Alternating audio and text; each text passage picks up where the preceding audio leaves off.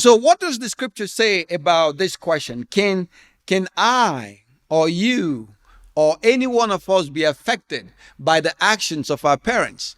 The answer to that is in the affirmative. Yes, we are affected by it. But that's not the end of the story. Say, for example, if my dad is a drunk, alcoholic, every night he comes in and then he's just drunk. And maybe he's a single father because maybe he ran his wife away by drinking and beating on the wife, and now wife is gone and it's just me and him, and he gets drunk all the time. And in the winter he will get drunk and come back home and leave the door open, and all of the winter draft will come in, and then I will be freezing. I'm a kid, I don't know what to do. Of course, the actions of my parent, the choices of my dad will affect me. I'll be cold, maybe I'll pull my blanket or sleeping bag and try to be comfortable. For a season, I'll be affected by it. But what happens when I grow up and come of age? I can reverse that, you see. I can reverse that. I can get my own apartment. I can buy my own house. And no longer would he come in there and leave my door open. At least for a season, I will get up and go shut the door, right? And so his action will have limited effect on me, you see. His action would have limited effect. But until I can do that, until I come of age and I'm able to respond, then that action will affect me in some way, right? But then when we come of age and we can change it, then we change it for ourselves. And then here is what another scripture says. Now this is from Exodus chapter 34. And this relates to when Moses was asking God to show him his face. Show me your face, Lord. That's what Moses was asking. Now, this is quite contrary to what we have today. You know, Christian people and religious people don't even ask God to see his face. A lot of Christian people and Christian preachers now tell their people, do not ask to see God's face. Ask God to show you the money. And so people are running around asking God to show them the money. I want to see the money. Show me the dollars. Show me the euros. Show me the currency. That's what they're asking God. I want the car. I want the house. Show me the boyfriend with the broad chest and the hairy chest. That's what people are asking God now. But that's not what Moses was asking God. In this scripture, Moses was actually asking God to see his face. He says, if I have found favor with you, Moses says, then show me your face. Now, what does it mean to see somebody's face, right? To get FaceTime in the military, we would talk about that. In the U.S. Marine Corps, in the U.S. Army, in the U.S. Navy, all of which I was a part of,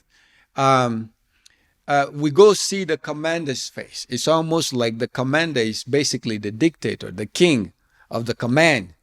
And so if you get a chance to see his face, that's pretty good. That means that you're this way with the commander, right? So everybody kind of jockey for opportunity to go in one-on-one and dialogue with the commander and whisper into his ears. What about the president? If you're able to see the president's face, right?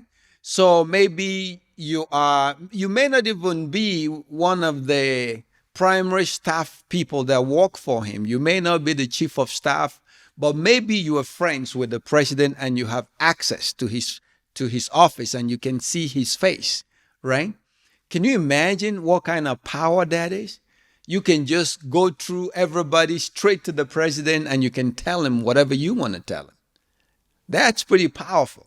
You have direct access to him, you know?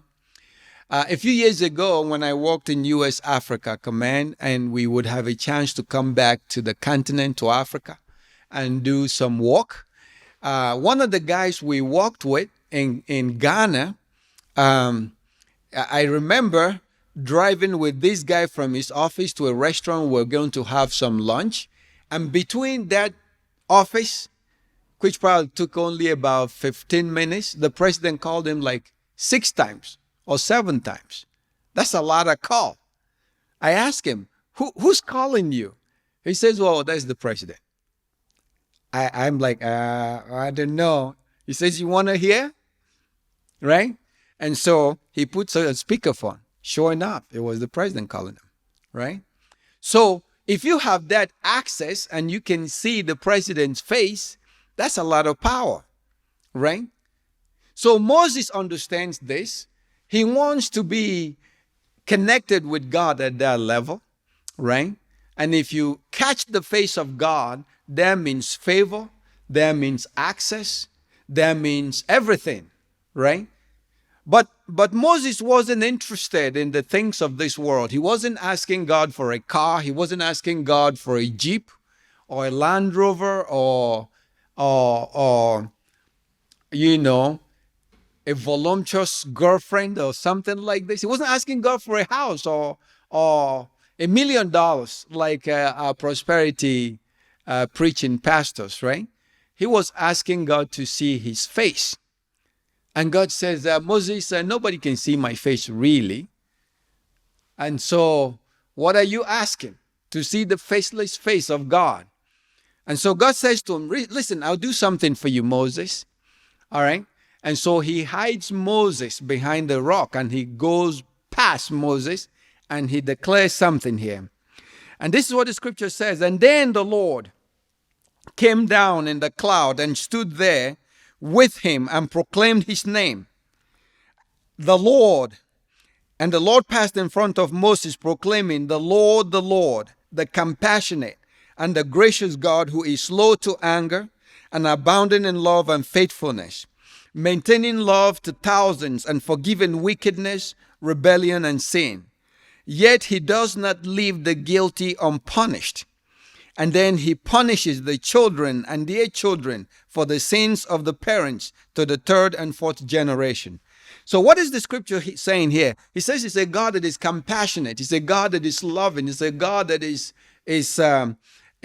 faithful. He maintains love to 1,000 generations, and he forgives wickedness and rebellion. Look at all these things that God would do, right?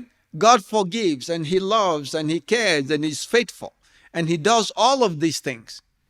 But he was quick to add.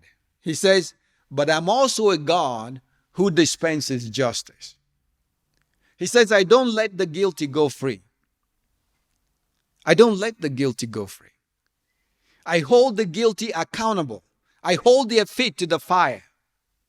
But not only do they suffer for the consequences of their action, some of the consequences of their action fall down upon their children and upon their children's children to the third and fourth generation. This is the scripture saying that. What does that scripture mean?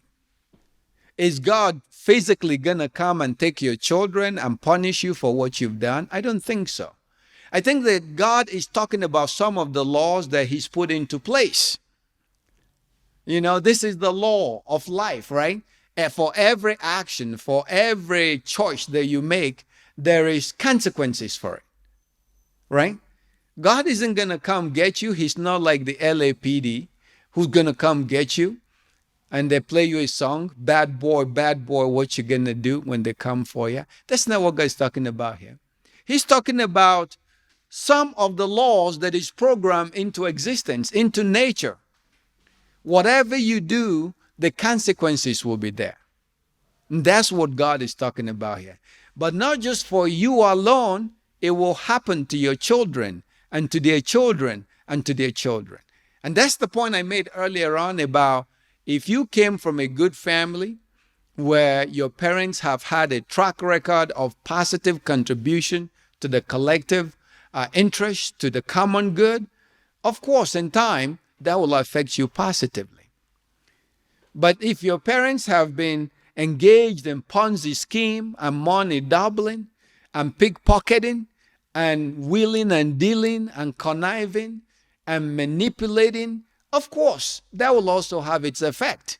In that case, negatively. Because when they see you coming, you come to pitch a business. You may even have a brilliant idea. A brilliant business idea, you want to talk to people about this. You think they will believe you? No.